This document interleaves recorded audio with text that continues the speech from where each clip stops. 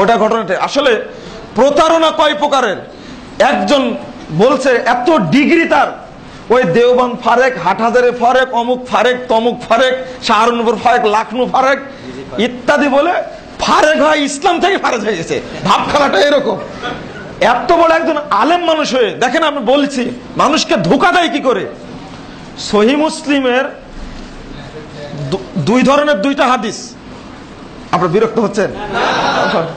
দুই ধরনের দুইটা হাদিস। আমি একটু আজকে শারীরিকভাবে অসুস্থ, এজন্য খুব মানে আজ প্রশ্ন করেছে, রাগারও প্রশ্ন। দুই ধরনের দুইটা হাদিস, একটা হলো 887, 88, 89, 90, 91। এটা হলো রফুল আয়দান করার হাদিস। যশোরে গেলাম, একজন ব্যক্তি চট করে মোবাইল নিয়ে এসে ফেসবুকে দেখাচ্ছে, দেখেন তো এই আলেমটা বলেছে রফুল আয়দান করা যাবে না, রাসূল সাল্লাল্লাহু আলাইহি ওয়াসাল্লাম বলেছেন এই ঘোড়ার মতো লেজের মতো তোমরা হাত তুলো কেন সালাতের মধ্যে। এটাও হাদিস। একজন কট্টর মাযহাবী মানুষ, বরিশালে বাড়ি, যশোরে চাকরি করেন, উনি নিয়ে গেছেন আমার কাছে। তাই তখন আমি বললাম যে এরা হলো প্রতারক, এটা হলো ধোঁকাবাজ, ইসলামের কলঙ্করা, আলেম নামের কলঙ্করা।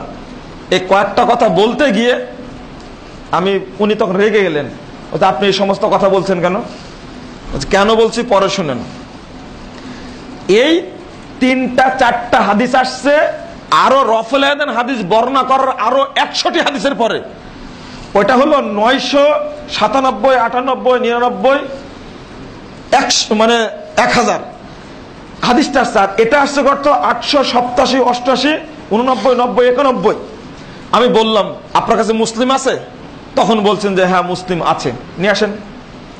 উনি দেখছি বুখারী মুসলিম মানে দুইটাই নিয়ে চলে আসে ইসলামিক ফাউন্ডেশনের।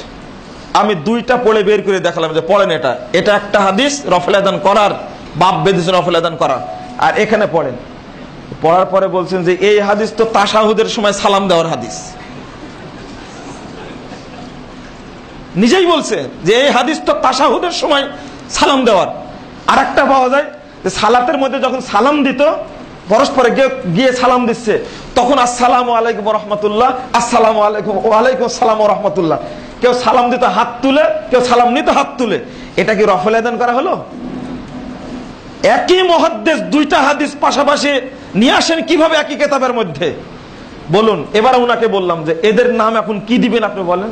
তো আপনি যেটা বললেন না ওটা তো ঠিক, আমার দেওয়া না। আর এটা সবচেয়ে বড় কথা হলো রাসূল সাল্লাল্লাহু আলাইহি ওয়াসাল্লামের হাদিসের উপরে সরাসরি প্রতারণা করা। এটা কেন এটা উল্লেখ করলো? দুই হাদিস দুই জায়গার, আমজনতা এটা জানে না। আর এই সমস্ত আলেম কিভাবে কথাগুলো বলে থাকে কল্পনা করা যায় না। এদের শরীর শিউরে ওঠে না, সরাসরি হাদিসের বিরুদ্ধে অ্যাকশন।